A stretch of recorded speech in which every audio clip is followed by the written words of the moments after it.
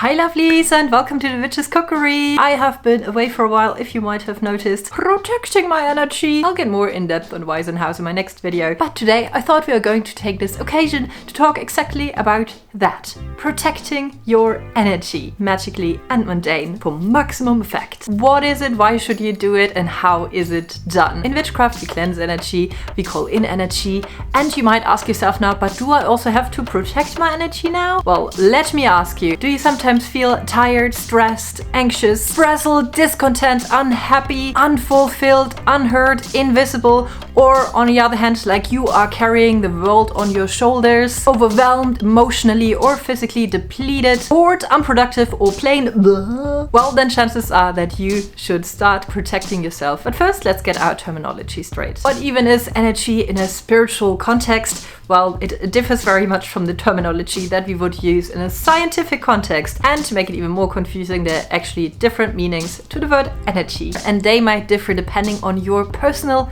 belief system. But let me explain. So for me, energy is the feeling that I get from a person, an object, or a situation. And this is usually the definition that I would go with when I speak about energy cleansing or infusing, enchanting something with energy. The second meaning is the one that we will need for our topic today, and that means energy as your specific range of capacity that you have in a day to deal with emotional, physical, spiritual things. Basically your fuel tank, your drive, your motivation, your strength, things that you need to sail through a day. And today we're going to see how we can keep that fuel tank as full as possible and not depleted so much. Now, knowing what I mean with energy, what would you need to protect that from? Well, there are different sources of energy suckers and energy vampires in your life, in everyone's life. But to give you just a few examples, your work, your friends, your family, your kids, your home, your surroundings, your workplace, your boss, your colleagues, your mindset, the news, social media. And for each of them and more, I do have some tips and tricks for you on how to protect your energy. Well, first of all, how can you sense how much energy you have for the day? Mainly by paying attention to your emotions, to your inner voice, and to little clues that your body might give you. Now, if you picture a car in front of you and you have the dashboard, right, you have like the thing that shows you how much gas you still have left. And occasionally, while you're driving, you would want to glance at that and kind of see, hey, do I actually pull into a gas station to, refuel that ish? Or can I still go driving? Bear in mind, this tip's now come from a lady that had the please search for a gas station thingy blink at her for the past 10 days. Those who can teach and those who can do, sometimes there are different types of people. So what I'm saying, if you constantly have the pedal to the metal, you're going at 100, the bullshit barometer on your dashboard will just go like high, and that also means that your energy is like going low. And what makes the bullshit barometer go high will be dependent from person to person. Where are your trigger points? What really affects you on a personal level? And clues to get behind that is to really listen to what your body and mind is telling you. Sometimes when you're about to do something, you already get a knot in your stomach, or you get a headache, or you just feel your body tensing up, or you just feel a doom cloud arriving. It might be uneasy feelings that you get around situations, people, or if you already pushed yourself too much, you can sometimes see it. After you have done something that really depleted your energy, you feel yourself in need of a quick fix. Something that short-term pushes your energy up again. For some it is a bottle of wine, for others it's doom scrolling TikTok, amongst many other unhealthy coping mechanisms. But now let's get into some actual examples and see how you can help them mundanely and magically. Let's start with our immediate surroundings. Energy sucker number one can actually be your home, especially when you have a lot of clutter, a lot of like disorganized things. You let a lot of tiny small jobs pile up and get bigger and kind of out of hand. That can be a huge drain on your energy. Why is that? Running with the example of you kind of have let dishes in the sink and now you add more and more and more, and it kind of becomes like this huge mountain of things, and you find yourself being like, no, am I gonna do that later? And you're gonna sit on the couch instead and scroll on your phone, procrastinating. You all know procrastination is a coping mechanism from your brain when you find something too overwhelming to do. So now you have blocked the positive energy in you, the drive in you for doing actually something that you really enjoy and actually going out and doing something fun, but in your mind you still have that pile of dishes that is sitting there and is like blocking you from doing that because it's like sucking on your energy like a little tick. How can you help that with magic? Well, personally, I love a little bit of cottage witchery, so I would look into certain times of the year or of the month. If you're working with those correspondences, for example, use the waning phase of the moon to declutter, to let things go, to really set things in order again, or use seasonal holidays like Imbolc to really focus all your energy, force your energy onto your home, onto your living space, to get it to a certain state where you can then really work on habits, where you can actually keep it up so you don't even let it get to that point anymore. You could use magically crafted room sprays to infuse your home with a calming or uplifting scent as well, so you really make it your safe haven where you can return to maybe after a day of work, and you can actually replenish your energies, so it gives you a lot of that good stuff instead of like draining more out of it. You might also know the situation if you have a lot of like clutter laying around, that you're like really looking for a key or for a document that you need, and then you first have to like be in all that stress and spend all that energy on like searching for that thing now, and it sucks so much of like the physical and the mental energy that you had for the day. Of course, you can also do that in your office space. You can bring in things that help you have like a lovely and relaxing atmosphere, a good energy. For some people it's plants, for other people it's crystals. You can even have a little box with some sort of trinkets, enchanted trinkets in it, or you put in an oracle or tarot card where you want to kind of embody that protective energy for yourself. Now let's get on. How might you yourself be sucking your own energy? On that topic, that you know that Marilyn Manson had one rib removed so he can suck his own cock. Anyway, back to topic. The way you might be sucking yourself off is by not living an authentic life, and that can be due to multiple reasons. Maybe you're afraid of judgment from your surroundings, maybe you're afraid to not fit in, maybe you just have some sort of like ego that you kind of want to please, that you overly put emphasis in wearing or buying certain brands, having a certain sort of lifestyle or perceived quality of life. But it might also be not speaking your mind, always saying yes to what other people are expecting of you, or doing what other people are expecting of the role you play. Big, massive energy drain. Let me explain. You now bend over backwards to hide who you are, to play a certain role, or to hustle harder to achieve a certain status. That might not actually be what you really want in life. You might be spending time on things you don't care about. Instead of doing the things that bring you joy and add to your energy, you might be finding yourself participating in things that really drain it. And that's a hard act to keep up, so your fuel tank will go down. What will help you fuel this is actually look into, hey, what do I want in life? What feels authentic to me? What brings me joy? And start doing that. And yes, while this might definitely cut some things that don't align out of your life, and that might also include people, it will in return also bring people into your life that align more with that authentic version of yourself, and that again gives you a lot of cheerleaders, a lot of positive energy, a lot of people that can be there for you and understand you, who you are. Now, how can you help that happen magically? I absolutely recommend self-love spells and positive affirmation. Really telling yourself and magically fortifying that every day, what you love about yourself, what you love about your passions, what is the true you, and learning to accept that and learning to really treasure your uniqueness and your point of view, so you can then also feel safe in radiating that out to the world, even though not everyone will understand, because you're all different. You could also do tarot or oracle spreads that check in with your themes in life at the moment, to have more of a reflection of what is important to me right now, what is important in my life path, and where am I actually holding myself back, or where am I actually creating unhappiness and energy drains for myself. And on the topic of other people, learning to say no is a big help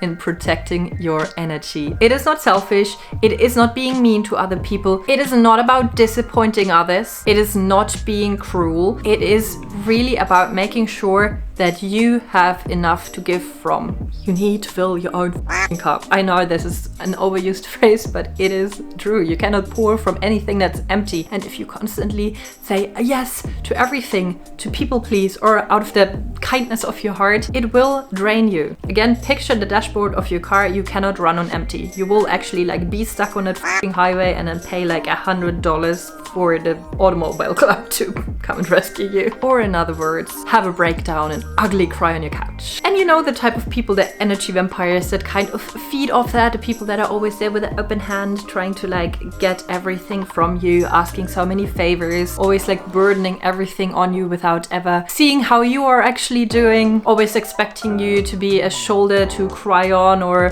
the strong one or the helping hand. Don't ever let people suck you dry, at least not like that. And a lot of times it's not even that people ask us. Many, out of the kindness of their heart and how they were conditioned, don't even wait for people to ask. They offer their help all the time. They just cannot help it. They just want to be kind. They see an issue and they want to fix it. Big as helper syndrome and fix-it mentality. In order to protect your energy, you have to let people deal with their own bullshit.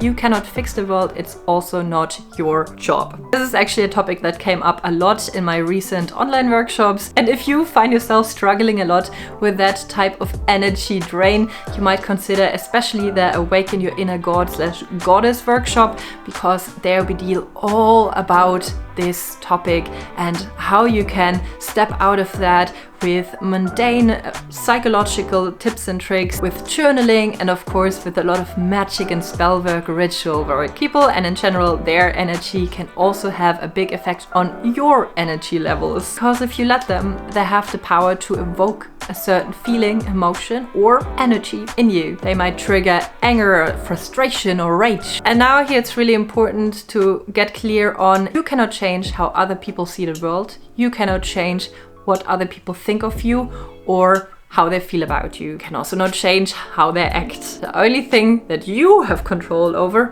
is yourself. That's your reaction, that's the time you spend with someone, that is how you let it affect you. Very good example of that, internet battles, Facebook posts.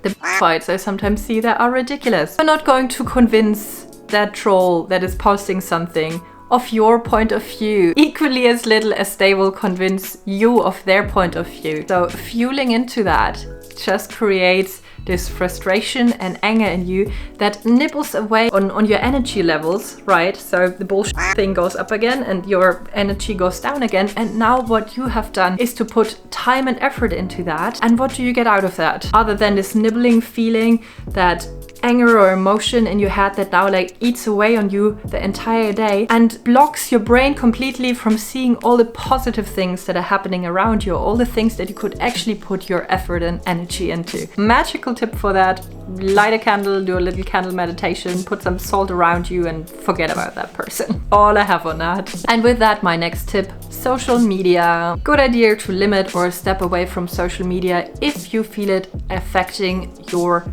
energy levels. How might it affect them? You find yourself comparing yourself of what you see online. You get discontent because you feel like you don't have enough money, aesthetics, family, partner, freedom, life, fulfillment, whatever it is. Comparison is the thief of joy. The massive energy sucker that directs your brain towards the negative instead of the positive, the things you do have in your life. It drains your gratefulness, it drains your motivation. Especially when you feel yourself suffering from that magically, I absolutely recommend self-love spells, gratitude journaling. And if you need some inspiration for that, I did do some self-love spells in my Valentine's video from last year. Another reason why social media might be a little energy vampire might be that it offers distraction and a procrastination wonderland. You just might feel the need to sit down and chill, and suddenly it's like 3 hours later and for no reason at all you're looking at someone shaping Play-Dohs into pineapples. And you feel like shit, haven't done anything, don't feel better at all. Remove the source of the energy drain. Remove your phone. Either you download an app that blocks social media, or you put it in one of those like cookie tresor containers that like have a timer on it, doesn't let you to access it until, you know, a certain time. Just put a 10-minute text on your phone so you're not tempted to touch it, if that works for you. And how you could help you magically is, instead of even picking that phone up, put it away, put it out of your mind, and then do the exact opposite. Go out in nature and let that be your therapy. Do some cloud scrying, do some wind dancing, collect some cool treasures, just breathe and just be and refill on the seasonal energy, see what you can spot. And I know they say that, they know you'll feel better after a walk, but you will. Just try it. Trust the German. So national medicine. Next to airing out our house, because that also helps with everything. It's a topic of doom scrolling. A lot of things that we attempt in order to help ourselves, care for ourselves, are actually energy suckers and fake self-care activities in disguise. Because there is self-care that fills you, refills your energy, and then there is self-care that depletes your batteries. And if you really look into the latter, it's really just an unhealthy coping mechanism or quick patch after you felt tired, sad, frustrated, low in energy, whatever it is. Now, how do you distinguish the both?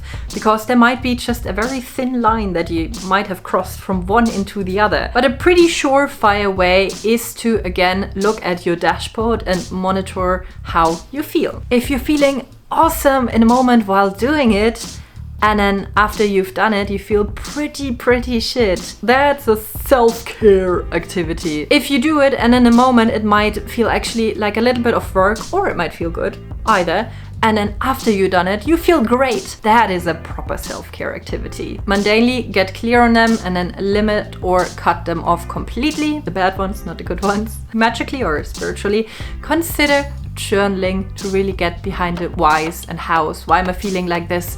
Why do I want to do that right now? What could I do instead? Or you just assign for yourself a very low spoon, low key ritual that you can do if you feel like, hey, I need a little something. You can work with your love languages here. You can draw yourself a ritual bath or just a quick shower. It can be like drinking a tea or a coffee, stirring in intention, whatever it is that kind of like helps you breathe for a second. And while we're at the topic already, protect yourself from negativity. Social media, the news, people you work with, people in your house, your surroundings, and of course your own mind. It's a big one. So for example, the news, while it is important to kind of stay informed on top of things, you might feel yourself very affected if you're like first thing in the morning looking at the state the world is in, all the drama that is going on. Or you might yourself feeling not be able to consume negative news and constantly look at updates, even though you know they will like remain in your heart and in your energy field the rest of the day. They will drain you, they will make you feel sad, they will make you feel hopeless. Now,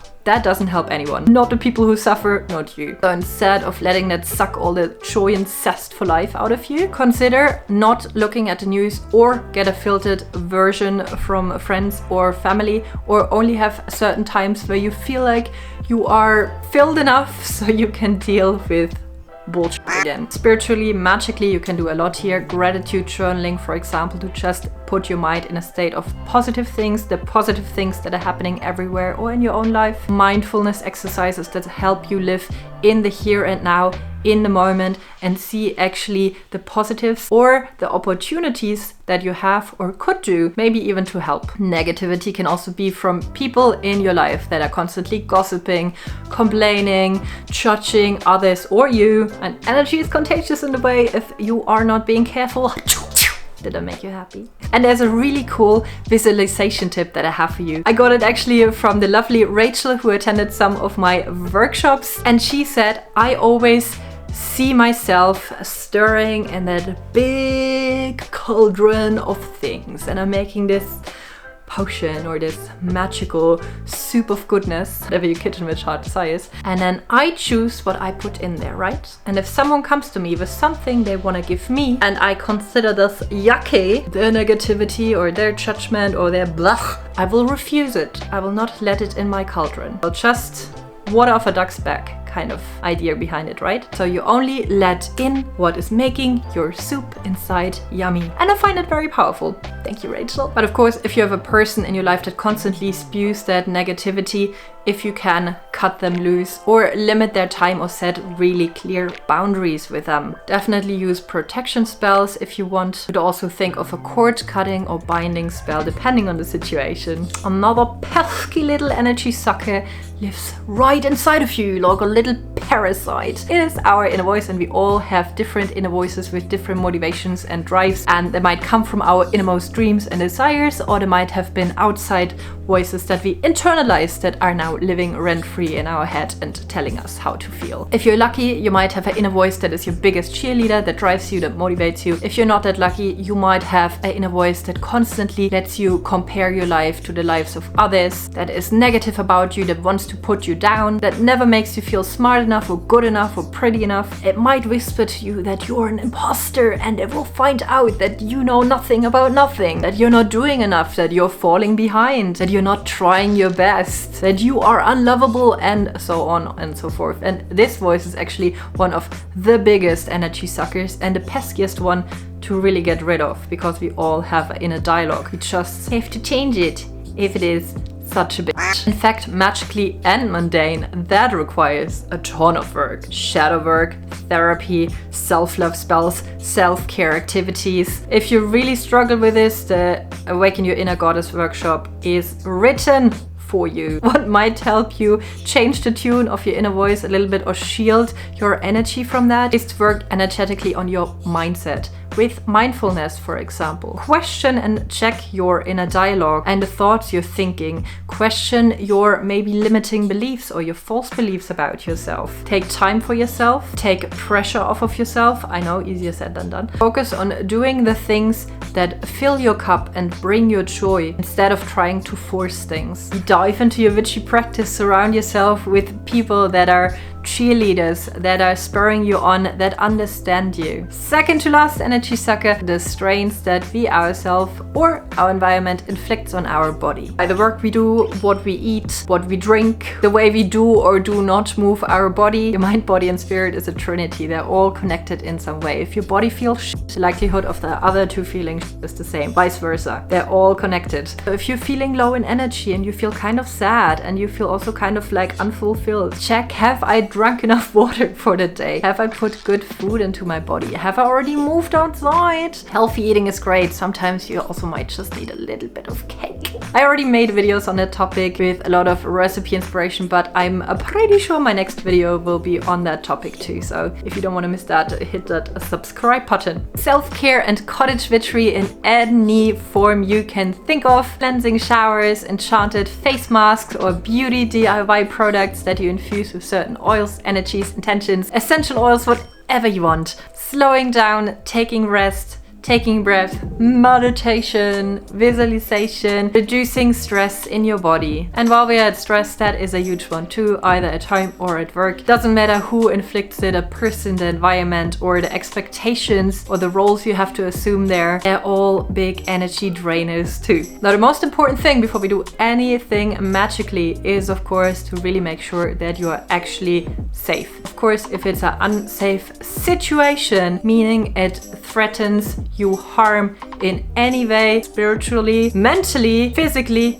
emotionally, get out of there. Get out of there. And in the meantime, you can also practice protective visualization, protective bubbles, kind of like make your happy space in your mind and just see yourself putting out this bright white light that no one can penetrate, at least not on an emotional level maybe, even though they might be able to do physically. Listen to something cozy, calming, put on some ASMR soundtracks or soundscapes. Escape to that protective, nurturing space in yourself, in your heart, in your head. Or consider making and wearing some sort of talisman, crystal, something that grounds you, that keeps you in your energy. Journaling, also an important one. Let it all flow out onto your paper. Don't bottle it up. Just like puking, better out than in. Alright, I hope you find that helpful. Have an awesome week. I'm gonna see you next week again because I'm back with my fuel tank completely refilled.